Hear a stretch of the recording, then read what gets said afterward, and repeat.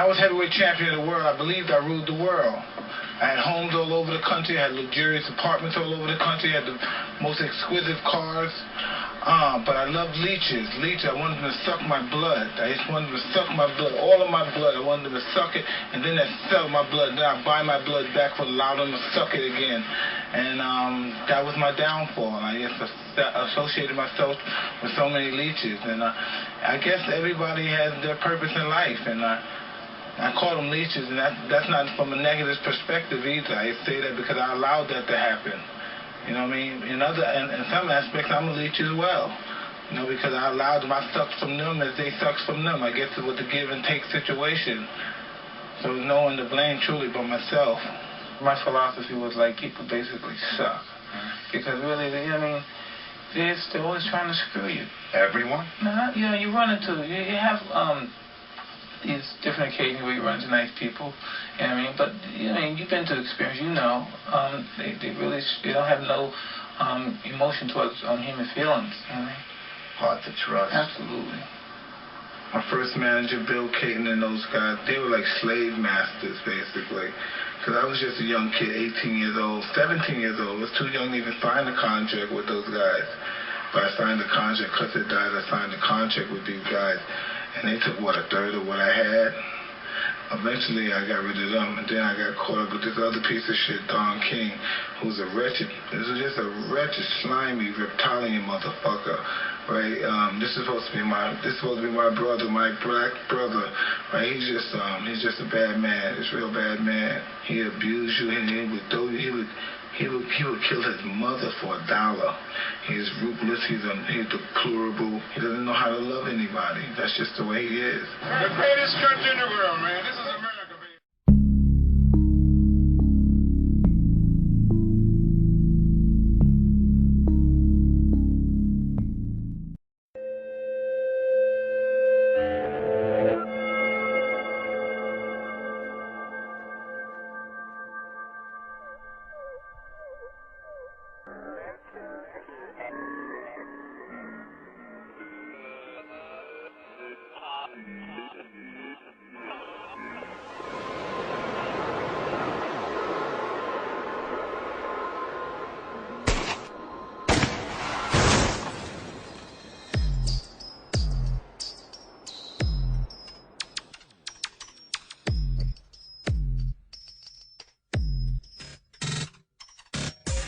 Rick Clay from the Cosmic Mind blog.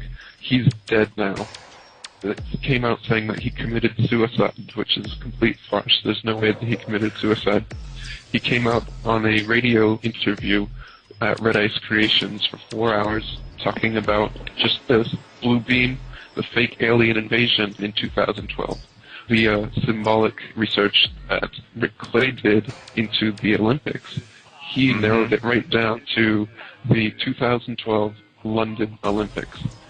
And just a few days after he did this radio interview, his blog was shut down. He stopped posting to all his forums. His friends couldn't find him. We all were trying to get a hold of him on the Ike forums. Nobody could. And then now he committed suicide. Do you, hear voice talking?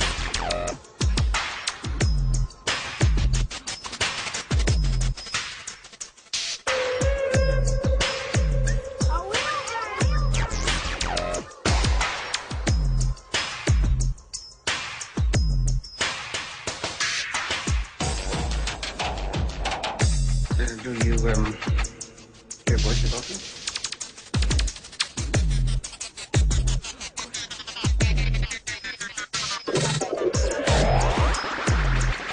The people that are putting out this propaganda, the truth movement about 9/11, are the ones that attacked us on 9/11. Why? Don't you know their phrase? Order out of chaos. They want chaos. They don't want you to have a solution. No, no, no. They don't want you to be able to unify. They just want you to rise up, like chickens with their heads cut off, so that there is chaos or anarchy. They want you to rise up Nobody's solving anything. It's just a bunch of propaganda bullshit about 9/11. People send emails to each other and talk about it all the time, but nobody's doing anything. They need chaos for order. These people have a history of pointing their fingers at themselves. They did it when they switched from dictatorship to hidden hand. They're doing it now. They're exposing what's happened on 9/11 through these fake underground truth movements. It's because you're like a chess player that's thinking 3 moves ahead, and you're playing somebody that's able to think 30 moves ahead. So you catch their bishop in 5 moves and say, "Ha, I got your bishop." And they say, "Ha, yeah, I know you did, and I knew you would, and in exactly 5 moves." And then 3.5 minutes later, checkmate. Do you hear voice talking?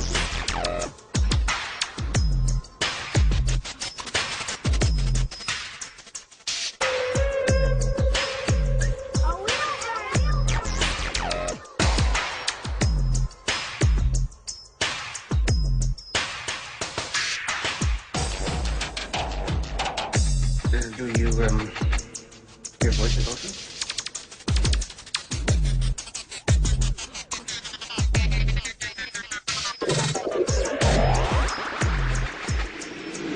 It could very well be that Christianity and a lot of these religions were designed, their very purpose, thinking this many moves ahead, designed to fail. How? Why? Well, if they steal the teachings of Christ and then create this Jesus deity, this Trinity, which isn't what it was, then point their fingers at themselves like they always do, expose the Babylonian symbolism, the satanic symbolism of the religions they created. They could do that in hopes to make you abandon all Christ's teachings as well, do you see? If you don't know that they stole those teachings, then you'll think that they created those teachings. They expose the deity as symbolism, and then everybody will have their big sigh of relief. Oh, we don't have to be good. We don't have to follow any of that. You see, the ultimate last-ditch attempt to discredit Christ. Why? That opens the door for the New World religion of sorcery, or Satanism, for the utopia. It has to be that because there's no way these people doing what they're doing could have given the metaphors that Christ gave to create some symbolic deity. The two wouldn't go hand in hand. So, it really, from what I've been learning, what I've seen, they stole his teachings to draw people into both Christianity and Satanism.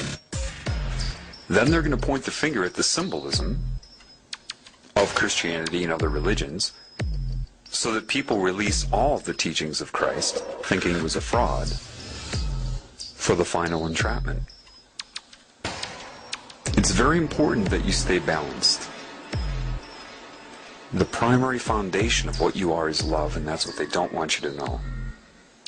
And the easiest way to do that is to come in the name of love and slowly tear you away from it, redefine it, to ensnare you in the web.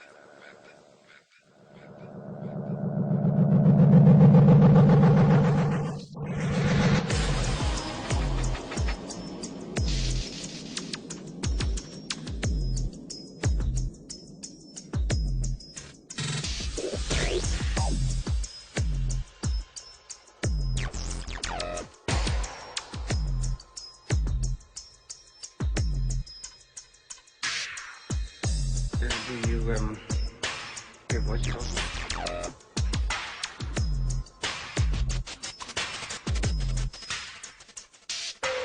This is a dollar bill, and on the back of the dollar bill, there's a pyramid with one eye.